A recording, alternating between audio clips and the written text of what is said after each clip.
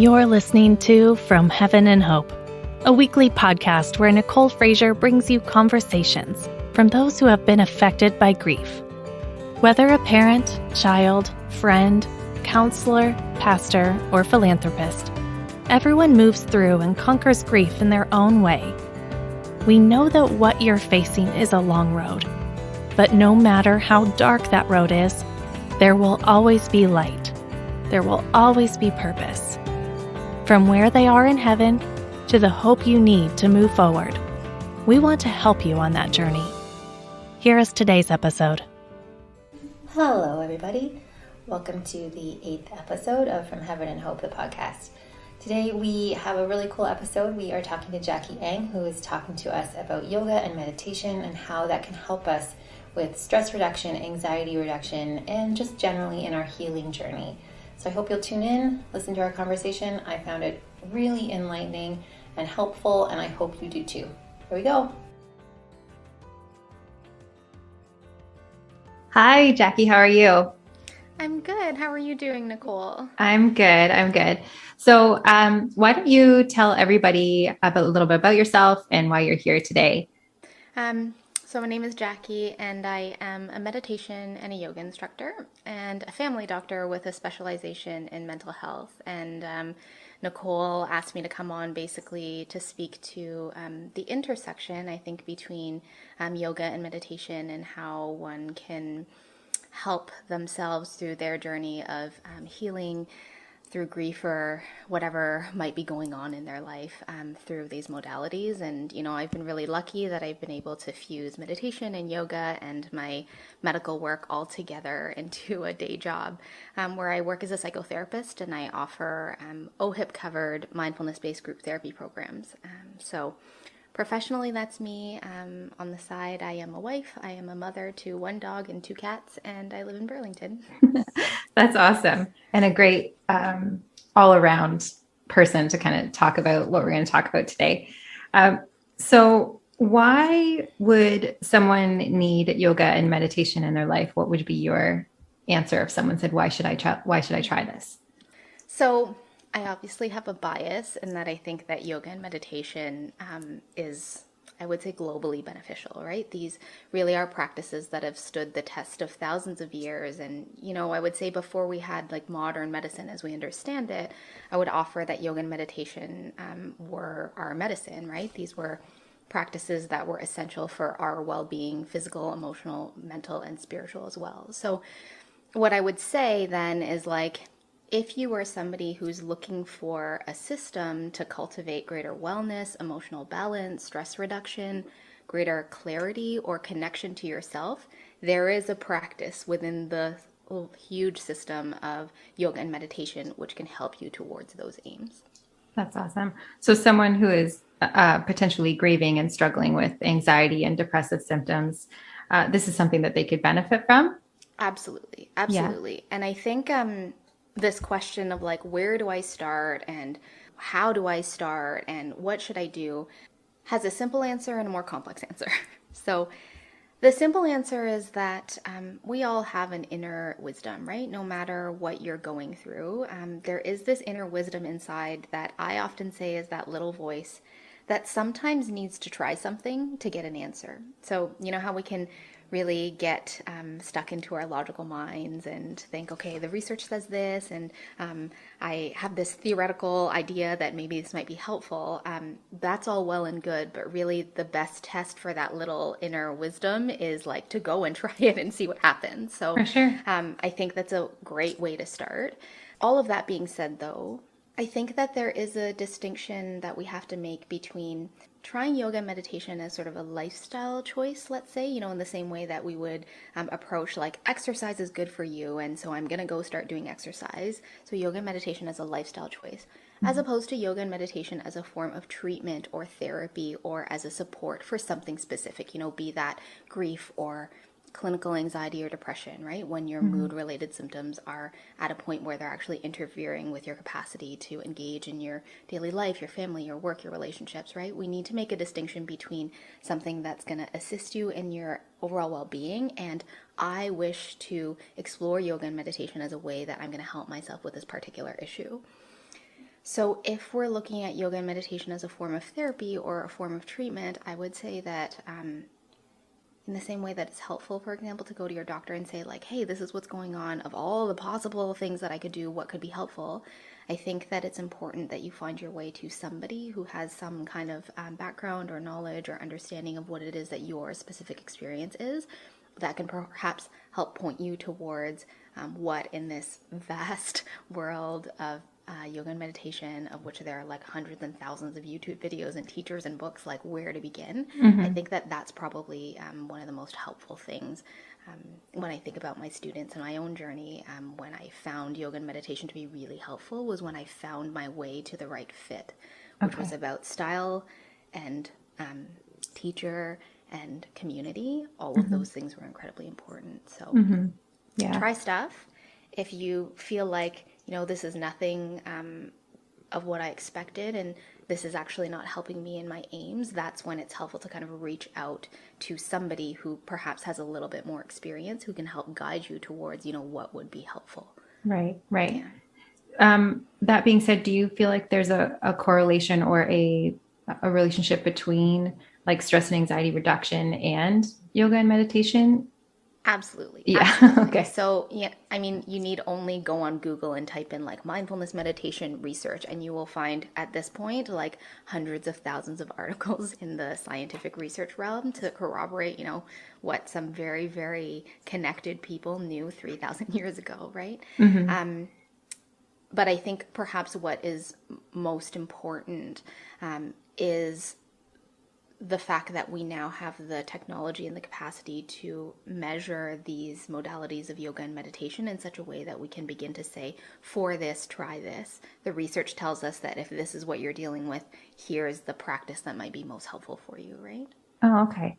Yeah. Okay. So that would be something that someone would, like you mentioned, find the best person to sort of guide you in that direction, and they would point you to that, potentially that whatever style, modality, whatever.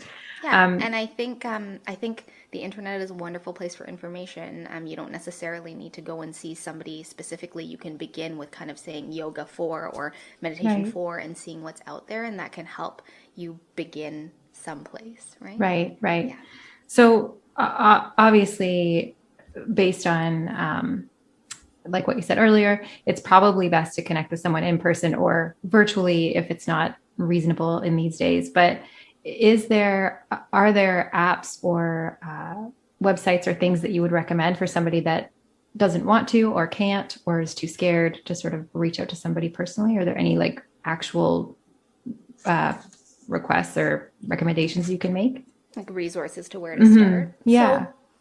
So, I think it's a great question, and I think that there are probably 3 ways in which you can begin your journey if you're not in a space where you're wanting to kind of reach out for kind of one-on-one contact. And so I think YouTube is a wonderful place to start because there's so much sort of free availability, and you can go through and do that scroll, as I mentioned, like yoga for or meditation for, and it will give you a sense of what's kind of out there, and then it's like try it and see what happens.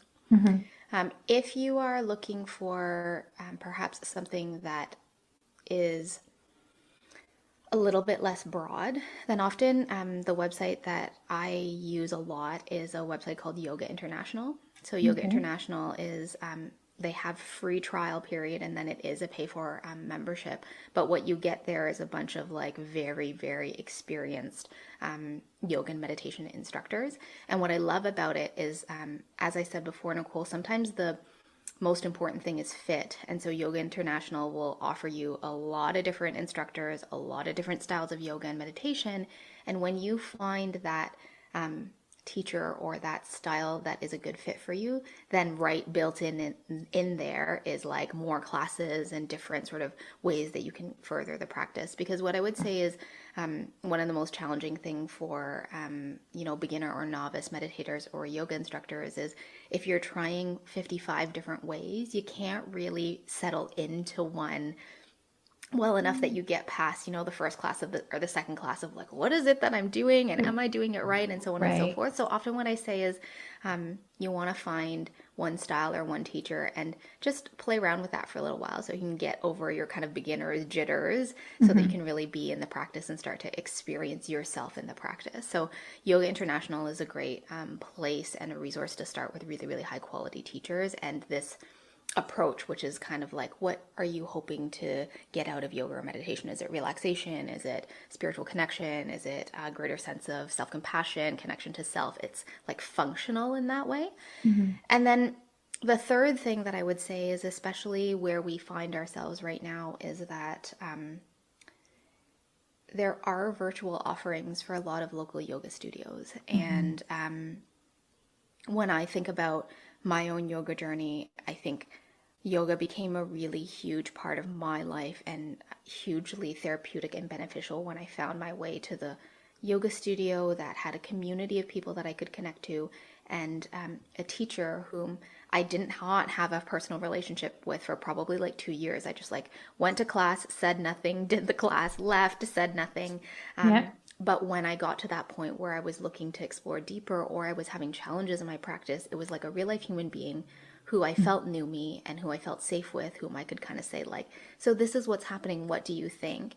And that allowed me to kind of explore other forms of yoga and meditation that really met the needs that I had at that time, right? I injured my shoulder and I was like, I don't know what to do now. Or I'm finding that when I'm in meditation, actually all that's happening is me reliving all of the stressful parts of my day. Like, what do I do? This isn't helping me feel better. So I do think that kind of option 3, which is still something you can do in the comfort of your own home with your own comfort level of how much do I wish to engage, but it has that opening which says like, if you get to a point where you do want to engage and you do want some more personal support, then there's like a human being, like a real life human being on the other end, on the other end, whom you can start an interaction with. So those would be kind of the 3 ways that you could start. That's great. That's great advice. And how much of a commitment do you think somebody who may be struggling or specifically struggling with things that might appear after grief, stress, anxiety, depression, how much of a commitment do you think it takes for them to be practicing either yoga, meditation, or both to sort of start to see some improvement somewhere along the lines? So I don't think there's a magic number here, because it really depends on the individual. And what I would offer is that if you find your way to the right teacher for you, the right class for you, the right practice for you, that fit being the key component, is I would say that you could feel a tangible difference between the beginning and the end of the class if you found your way to the right fit. So it can be that fast, right, in terms of like, is this working? I would say, that's the thing that brings you back to the class, right? That's how many of us who practice kind of get hooked, is like, you realize that after 30 minutes, like something has fundamentally shifted, whether you have an understanding of what has or hasn't, right?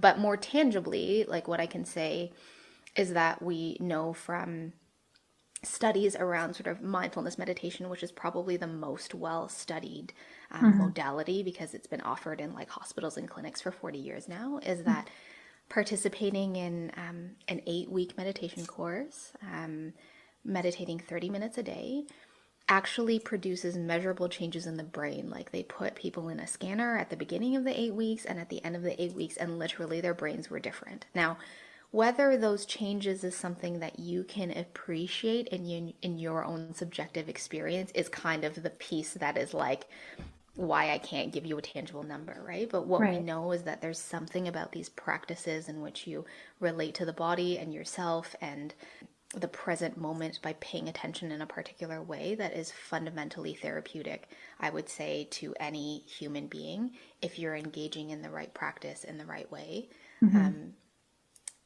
It could be 1 class a week. It could be 30 minutes a day. It could be, a weekend workshop on a Sunday once a month, right? It's really about finding your way through to the practice that gives you the most benefit. Right. Of course. I guess that makes sense. So speaking about meditation, so I feel like it's logical to me that there would be, like, you would find relief in meditation, and there's goodness to be had there, especially if you're struggling mentally. But for me personally, I have trouble kind of like reining in my thoughts and shutting my mind down enough to sort of make it effective. I think I tend to kind of just close my eyes, and then all of a sudden my mind is like, oh, I have a grocery list, or I feel pain in my arm, or something like that. Is there a trick or a method or anything you could recommend to sort of rein in those thoughts? So this is such a good question, because I would say the biggest impediment to people's meditation practice or their openness to meditation is a misconception about what meditation is, right? So through no fault of anybody, most people think that, oh, if I'm going to meditate, what happens is I'm going to sit down, I'm going to close my eyes, and then I'm going to have this tool that brings me to a state of relaxation and calm and zen and bliss and no thoughts, right? Mm-hmm. I'm here to say, after like 20 years of meditation and teaching meditation like my entire life, is to say, like, that is not what meditation is at all. What I would offer is that meditation is a practice that allows you to connect to yourself and your here and now experience. And sometimes that's going to be something that's pleasant, and sometimes that's going to be something that's unpleasant. And when we look at meditation as a whole, of which there are many, many different modalities, I would say that meditation falls into like 3 different categories. So there are meditations that are designed in order to help you to move into a state of relaxation, to induce what is in the research called a relaxation response, right? There are meditations that are intended to give you insight, in the sense that these are meditations in which you go into the practice hoping to work with thoughts and emotions and what's going on inside you. So insight meditation. And then there are meditations that have a more spiritual intention and more spiritual context, in terms of saying these are practices that are designed to connect us to that which is intangible, let's say, those intangible parts of our existence and our life. And so, first of all, is to release the notion that meditation is something that's going to instantly make you feel better and instantly going to shut off the mind, right? Meditation is, in fact, the way in which I most consistently meet myself and everything that's going on inside, like the pain in my shoulder and the grocery list and the to-do list that I feel really anxious that I'm not doing, right? But knowing, what do I want out of my meditation? Am I meditating in order to help my body, my nervous system, my mind, my spirit be in a place of relaxation? Mm-hmm. In which case I can recommend a bunch of modalities, and we can get into that a little bit later. Is my intention here that I want to actually face and meet the emotions that are here and the thoughts that are here and learn a different way of relating to them, right? So most of us are wired that when things are uncomfortable, what are we actually wired to do is to push it away and resist it. But, particularly in the context of grief, I think that it's well known that the resisting it, right, the not wanting it to be there, the trying to change the response that you are having to loss, that in and of itself creates a lot more pain and suffering, right? So insight meditations, such as mindfulness meditation, loving kindness meditation, those meditations are very much about kind of saying, what's here and how can I meet what's difficult without resisting it, or with less resistance? What tools can I use in order to learn to be with, right? And I often say this is the difference between the idea of like coping with grief, or like getting over grief, as opposed to living with grief. So insight meditations are the kinds of meditations that might speak to that specific goal or outcome. Okay. And then the meditations that are more spiritual in nature, I cannot sum up in any succinct kind of way, but knowing that there are many, many different ways that you can become connected to something that's larger than what you are. And that, again, would be a totally different approach. Right, right. And is there, as someone who would be a beginner or looking to kind of find their way with whatever form of meditation works for them, are there, again, apps, or would you recommend guided meditations, or where would someone go to sort of look into that to sort of help themselves?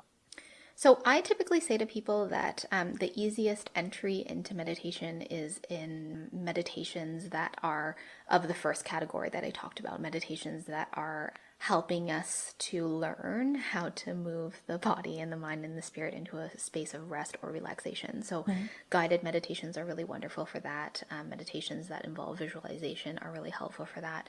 In my own practice, what I recommend for people often in meditation is a form of meditation called Yoga Nidra, which is quite literally a thousands of years old practice that is designed specifically to help us work with our attention to promote a state of restfulness in the body. So those would be the places that I would start in terms of meditation. But I think a physical yoga practice is also incredibly helpful. And when we looked at the yoga philosophy, there's something called the 8 limbs of yoga, which kind of represent the steps that you take in order to experience yoga in its totality. Begins with physical practice. So what I would say for the relaxation response is perhaps approaching a physical practice such as restorative yoga, or actually more active practice called vinyasa yoga, or something like hatha flow is just another example. And what I will often say to people is there are 2 ways to approach a new skill, right? It's you try something that works for you, like do something that works for you. So an example of that would be like, if you know that a way that you deal with difficulty or stress is like you like to go for a run, or you like to dance, or something that's a little bit more active and movement based, if that's something that works for you, then I would encourage you to move into a style of yoga that sort of is an easy entry that way, right? Yeah. But the alternate way of doing it is, if everything that you're trying isn't really working, then sometimes that means that you need to try something or do something that you don't do and see how that works for you. Right. So that might be kind of something more akin to restorative yoga, which is a practice really of how can we learn to dial into the innate capacity of the body to heal itself when it is in a state of rest and restoration, as opposed to the state that most of us mere mortals find ourselves in, which is like go, stress, do, right? So those would be the places that I might recommend people begin. Right. And so speaking of restorative yoga, that's like one of my favorite kinds. I like the sort of holding the poses for a long time and finding more comfort and relaxation there. Are there specific poses that can bring relaxation if someone just needs like maybe 10 minutes to just hold something? We can put diagrams up on the show notes page if anybody's listening in their car or something, but just maybe not a quick fix, but a helpful kind of just to bring you down. Are there anything you can recommend there? Absolutely. So Nicole, what I think you're speaking to is the fact that we often think of the body and the mind and emotions as being separate things, but actually they're all integrated, right? And so one of the ways in which we can move into a state of restfulness and relaxation is by literally using the position of the body to promote that sort of feeling, right? It's like the idea that if you smile, apparently this actually sends chemicals to your brain that are associated with joy, even if you don't feel joyous, right? So the resource that I might share with the audience is a book by Judith Lasseter, Lasater, and it's called Relax and Renew. And it is a wonderful book that provides an introduction to restorative yoga. And there are all of these sections that are kind of like how to rest if you can't sleep, how to rest if you're really stressed out, how to rest if you're jet lagged. And it's really accessible and wonderful with lots of diagrams.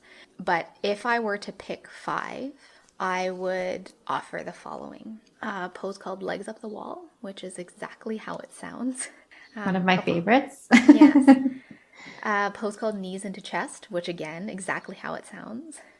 Bringing your knees into your chest, wrapping your arms around as best as you can. Child's pose. Supine spinal twist. And then lastly, Shavasana, with a little addendum to that, something called supported Shavasana. So Shavasana, for those of you who are new to yoga, is also referred to as corpse pose, and you basically lie on your back with your arms by your side and your legs extended. So this is what you often see in kind of yoga magazines and classes. But I think one of the most amazing restorative poses is something called supportive Shavasana, in which you are taking that shape, except you're bringing pillows and blankets and things underneath your head, underneath your knees, perhaps even underneath your arms in a particular way, placing a blanket over you and then covering your eyes with an eye pillow or a piece of cloth.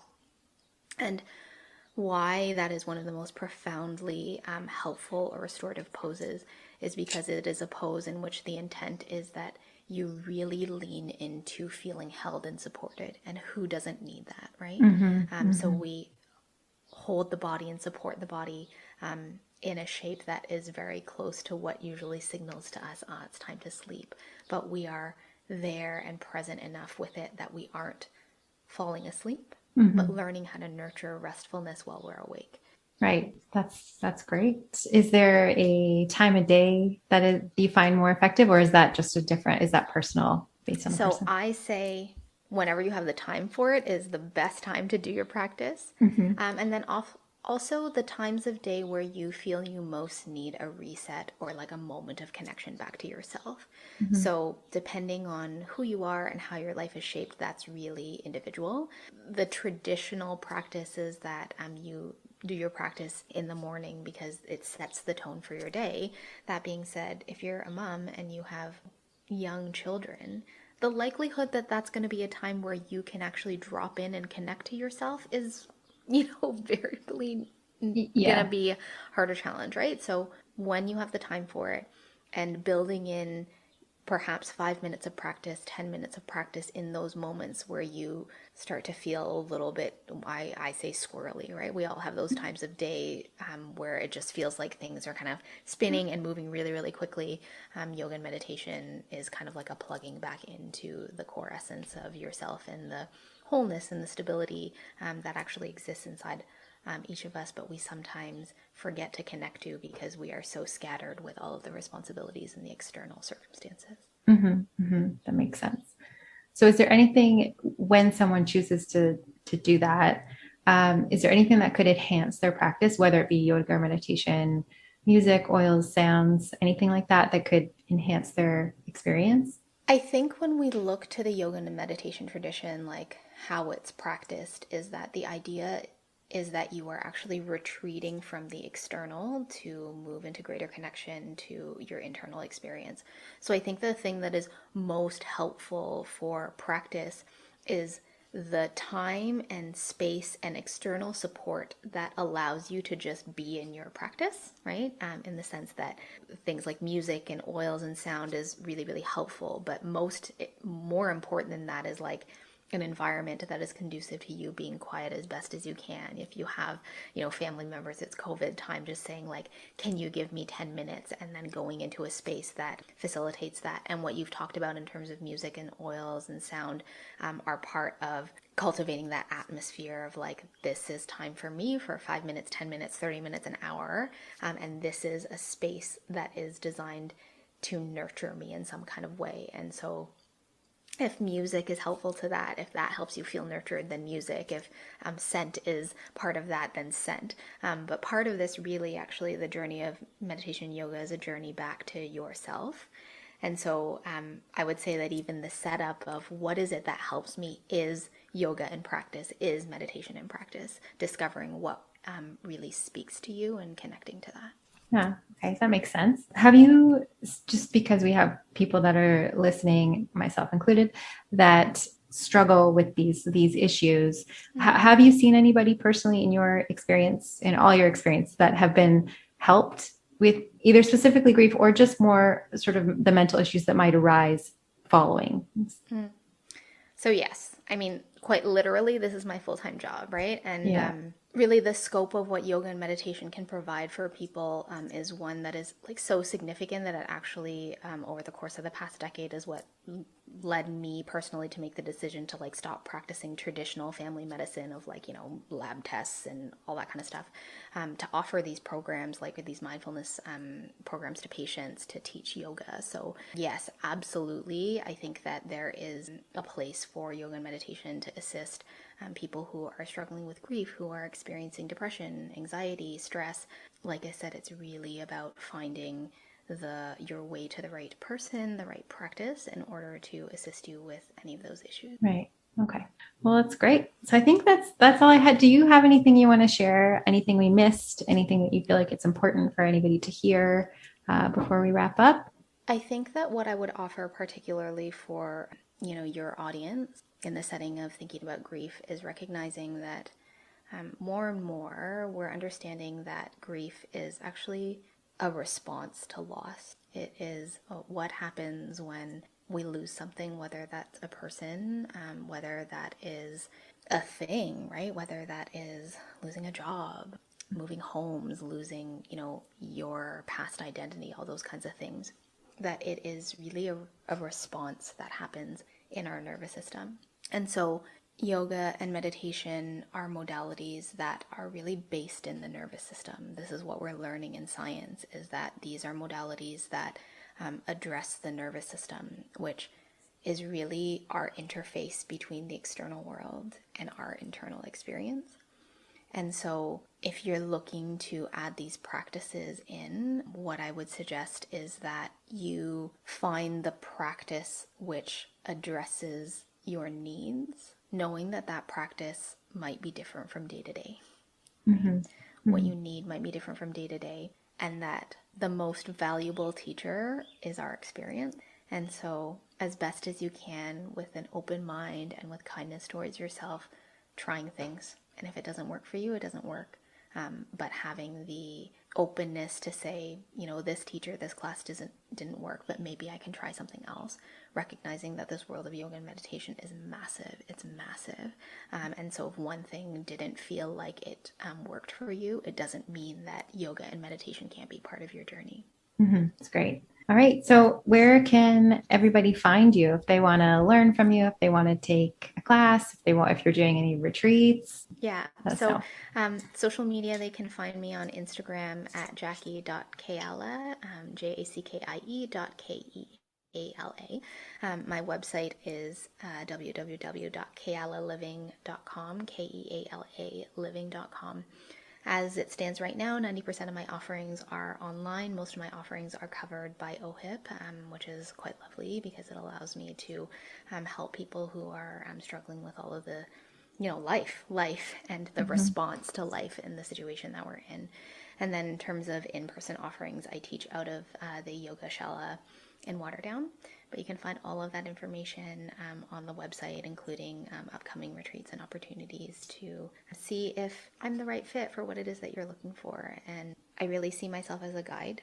I really see myself as my job is connecting people to themselves, connecting them to the tools that they can use to enhance their well-being, and most of all to kind of connect people back to themselves. And I would love to be a part of your journey if that is what you're looking for. That's awesome. Thank you so much, Jackie. This has been an amazing chat and enlightening for me, and I hope for everybody listening as well. It was lovely to spend time with you, Nicole, and I'm really moved and inspired by how your experience and your story has become a place of empowerment and hope and healing for yourself and all of your listeners. So thank you for having me on. Thank you so much.